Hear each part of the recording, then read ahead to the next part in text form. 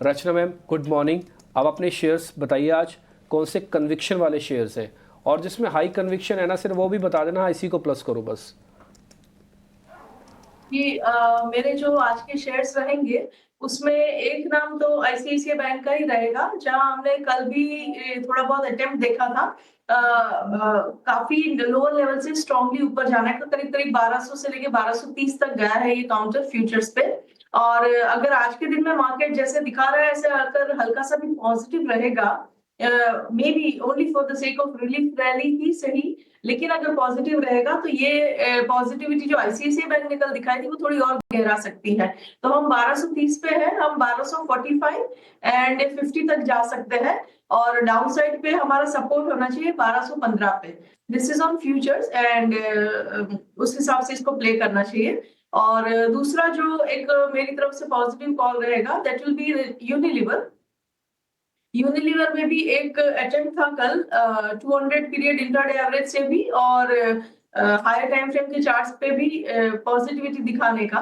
और यहाँ पे फ्यूचर्स के हिसाब से अगर हम डाउन साइड पे 2380 अगर होल्ड कर जाएंगे, तो अपसाइड पे यहाँ पे भी हम 2430 तक जाने की कोशिश करेंगे। तो ये नज़रिया HUL और इसके अलावा ICICI बैंक के फ्यूचर्स की भी बात की। लेकिन वैशाली गुड मॉर्निंग, आपके टॉप पिक्स आज सुबह कौन से होंगे? Very good morning. सो जैसे देखा कि बैंक निफ्टी ने एक अच्छे से सपोर्ट लिया है, सो मैं चूज करूंगी axis bank. Even on a weekly chart आप देखोगे तो 200 पीरियड के आसपास आके, सो 900 is a very prominent support. So for a small trading strategy, मतलब पोजिशनल ट्रेड ही रहेगा 925 के स्टॉप लॉस के साथ। ये 980 का एक टारगेट बन सकता है। और दूसरा है मैं चूज करूंगी Britannia. So Britannia is also in a trend, और पूरा FMCG counter sector itself has come close to a support level. So 4900 के सपोर्ट के साथ, सो आई थिंक हर एक डिप में ये सपोर्ट को ध्यान में रख के ये खरीदा जा सकता है। Positional target 5500।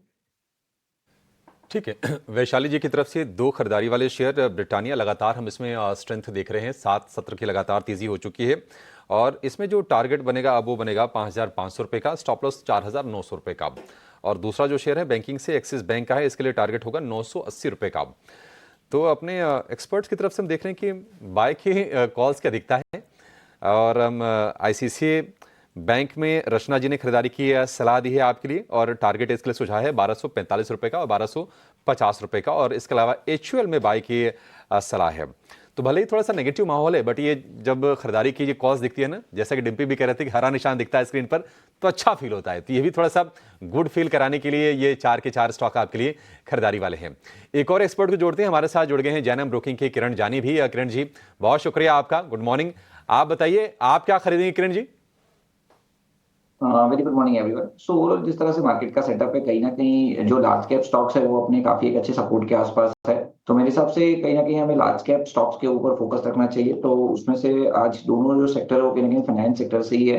पहला है वो एनबीएफसी से है, बजाज फाइनेंस। अगर बजाज फाइनेंस का आप चार्ट पैटर्न देखोगे तो जिस तरह से उसने डबल बॉटम पैटर्न ब्रेकआउट दिया था, उसके बाद स्टॉक कंसोलिडेशन पैटर्न के अंदर है। 7200 बिकमिंग वेरी स्ट्रॉन्ग सपोर्ट। कोई भी डिप आता है मेरे हिसाब से यहाँ लॉन्ग करना चाहिए। कल के सत्र में हमने देखा कि काउंटर ने 7300 के नीचे क्लोजिंग दिया है, तो 7290 7270 के आसपास हमें लॉन्ग करना चाहिए। ओवरऑल 1 से 2 दिन में आप 7370 तक के एक लेवल्स देख सकते हो, और 7260 एज अ स्टॉप लॉस हमें मेंटेन करना रहेगा बजाज फाइनेंस के अंदर। दूसरा जो कॉल है वो बैंकिंग क्षेत्र से है, एसबीआई। पीएसयू बैंक में अगर आप देखोगे तो एक अच्छा खासा करेक्शन आ चुका है। अगर आप होलिस्टिकली पीएसयू इंडेक्स देखोगे तो लास्ट बजट पे जहां पे ट्रेड कर रहे थे उसी के आसपास कहीं ना कहीं हम ट्रेड करें, तो ये पूरे साल का मतलब बजट टू बजट का अगर आप देखोगे तो पूरा जो रिटर्न है वो ऑलमोस्ट जीरो या तो फ्लैट टू नेगेटिव रिटर्न दे दिया है। अब वापिस यहाँ पे आप देखोगे तो एक स्ट्रॉन्ग सपोर्ट हमें एसबीआई के ऊपर दिख रहा है, 720 730। प्रीवियसली भी उसने काफी टाइम बचा के रखा था, इवन इलेक्शन रिजल्ट के टाइम का जो वोलेटिलिटी था उसमें भी ये लेवल के आसपास से ही मार्केट रिवर्स हुआ था। तो वापिस उसी लेवल के आसपास एसबीआई अभी अवेलेबल है। कल के सत्र में हमने देखा कि जहां पे मार्केट में इतनी गिरावट थी, एसबीआई स्ट्रॉन्ग नोट के ऊपर ट्रेड कर रहा था, तो ये इनहेरेंट स्ट्रेंथ है। 748 के आसपास की क्लोजिंग हम लॉन्ग करके जाएंगे। 1 से 2 दिन में 770 एज अ टारगेट हम एस्टिमेट कर रहे हैं, and 734 as a stop loss हमें मेंटेन करना है। तो बजाज फाइनेंस एंड एसबीआई हमारी तरफ से लॉन्ग कॉल रहेंगे। ठीक है, तो बजाज फाइनेंस और बैंकिंग सेक्टर से SBI दोनों पर लॉन्ग करने की सलाह यहाँ पर आती हुई कारवा भी हमारे साथ जुड़ चुके हैं। विवेक सर नमस्ते, बहुत शुक्रिया, थैंक यू वेरी मच समय देने के लिए। हालांकि मेरा पहला क्वेश्चन ये था कि मार्केट के अंदर आपको क्या लग रहा है कि धीरे धीरे बॉटम बन रहा है, पहले मैं ये पूछना चाहता था, फिर लगा ये नहीं पूछता हूँ। मैं आपसे ये पूछता हूँ कि जो यूएस के अंदर गिरावट आई है कल टेक शेयरों के अंदर, इन्वीडिया का शेयर 15-16% टूटा और विश्व की बड़ी कंपनीज में से एक है। एक छोटी सी टेक्नोलॉजी वापस चाइना ने डेवलप की और भर भरा के गिर गई। विश्व की सबसे बड़ी कंपनी 16%। ये तो बड़ा ही मुश्किल दौर है इससे जूझना। आप मेरे को बताइए, इंडिया में आईटी की या टेक से जुड़ी हुई कंपनीज का क्या भविष्य है? आपको क्या पसंद है या क्या खराब है? गुड मॉर्निंग डिप्टी जी। पहली चीज आपने पूछा नहीं, लेकिन फिर भी मैं बोल देता हूँ कि मुझे लगता है कि धीरे धीरे यहाँ पे बॉटम बनेगा, और जब सबसे बड़ी पैनिक आती है ना बाजार में, तभी समझ लीजिए कि बॉटम बनता है। और जनरली क्या होता है कि नीचे वाले मार्केट, जब मार्केट नीचे जाता है तो फ्लोर कुछ नहीं होता, जब ऊपर जाता है तो सीलिंग कुछ नहीं होती है। तो ये कभी ना कभी आज के दिन वैल्यूएशंस ठीक ठाक है, और मुझे लगता है कि स्लोली एंड स्टडीली आपको बॉटम बनते हुए दिखेगा। जहां तक ये डीप सेक एआई जो चाइना लेके आया है और उसके कारण एनवीडिया गिरा है, एनवीडिया बढ़ा भी उसी स्पीड में था। और मुझे लगता है कि इसका अगर मैं ऐसे कॉन्ट्रा ओपिनियन लूं तो थोड़ा बहुत इंडियन कंपनीज को फायदा हो सकता है।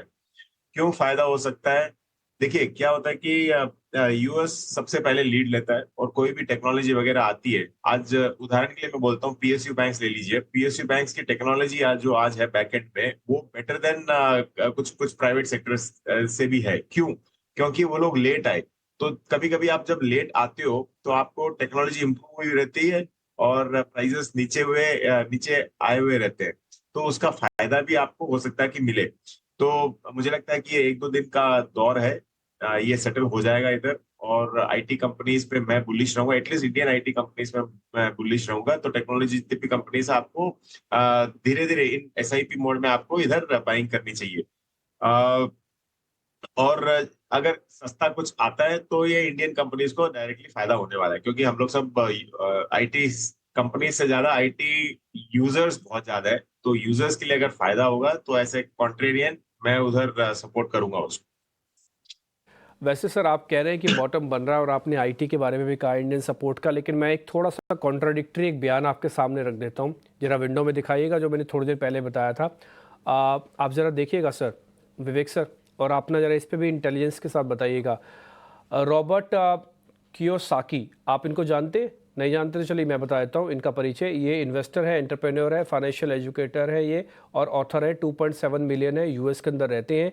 इन्होंने ट्वीट किया है और ये कहते हैं कि अब हिस्ट्री में अब तक कितनी बड़ी गिरावट है जितनी अब आएगी, और वो फेब 2025 को बता रहे हैं। इन्होंने कहीं इंडिया का नाम नहीं लिखा। ये यूएस के सिटीजन है, तो मैं पक्की सी बात मान के चलता हूँ यूएस के बारे में ही बोल रहे होंगे। अगर आईटी कंपनीज इस तरह से टेक कंपनीज टूट रही है तो इनकी अगर भविष्यवाणी सच होगी फिर क्या होगा? मान लो फेब के अंदर सबसे बड़ी गिरावट यूएस के अंदर आ गई, या गिरावट आ गई यूएस के अंदर, तो फिर क्या होगा? डिप्टी जी अगेन ये सही है, इनको तो अच्छी तरह जानते हैं हम लोग सब, ये बुक्स वगैरह पढ़े हुए हैं। लेकिन थोड़ा सा और मैं कॉन्ट्री देता हूँ। इंडियन वैल्यूएशंस ज्यादा थे और यूएस वैल्यूएशंस आज भी ज्यादा है। अब इसका आप अगर कंपैरिजन करो, क्यों किस बेसिस पे मैं कंपैरिजन कर रहा हूँ? जो देश का जीडीपी है टोटल और कंपेयर टू मार्केट कैपिटलाइजेशन है, इंडिया इस गिरावट के बावजूद करीबन 130% पे है। मतलब समझ लीजिए कि इंडियन मार्केट का आज टोटल मार्केट कैपिटलाइजेशन रहेगा करीबन 4.5 समथिंग। बीएसई के वेबसाइट में मिल जाएगा एग्जैक्ट नंबर आज का। और आप अगर जीडीपी देखते तो वो करीबन 3.6 और 3.8 के बीच में रहेगा। तो मतलब जितना देश का जीडीपी है उससे ज्यादा इंडिया का मार्केट कैपिटलाइजेशन है। तो ये वैल्यूएशन ज्यादा था। ये कई बार हम एटलीस्ट मैंने तो बहुत बार बोला था कि वैल्यूएशन ज्यादा है। आज अगर आप यूएस का देखो तो यूएस का 200% है, मतलब डबल है। तो वहां पे अगर करेक्शन आता है तो मैं सरप्राइज नहीं रहूंगा, पहली चीज। और वहां पर अगर करेक्शन आता है तो हो सकता है कि जो एफआईआईज वगैरह का जो पैसा है वो थोड़ा सा चीपर मार्केट्स में रीडायरेक्ट हो सकता है। ये भी पॉसिबिलिटी है। जब हम लोग बोलते हैं कि यूएस मार्केट ऊपर जा रहा है तो एफआईआई का पैसा उधर जा रहा है, तो अगर रिवर्स भी तो ट्रू होना चाहिए। अगर वहां पे आपको दिखे कि इतनी ग्रोथ नहीं आने वाली है तो हो सकता है कि वो पैसा इंडियन मार्केट टाइम्स में भी आए। तो इंडियन मार्केट आज भी 130% पे है और यूएस 200% पे है। मतलब यूएस सबसे कॉस्टली मार्केट है दुनिया में आज के दिन, और सेकेंड नंबर पे आज इंडिया है आज भी। तो इंडिया का अगर ये वैल्यूएशन ठीक ठाक होना है तो ग्रोथ आनी है, और अगर ग्रोथ आ जाती है तो करीबन 130 से हो सकता है कि 120 या 115% पे आ जाए, तो वो एक ठीक ठाक वैल्यूएशन रहेगा। तो थोड़ा सा कॉन्ट्रेरियन रहूंगा, यूएस मार्केट नीचे जा सकता है कि आई फुल्ली एग्री, हो सकता है कि नीचे जाए।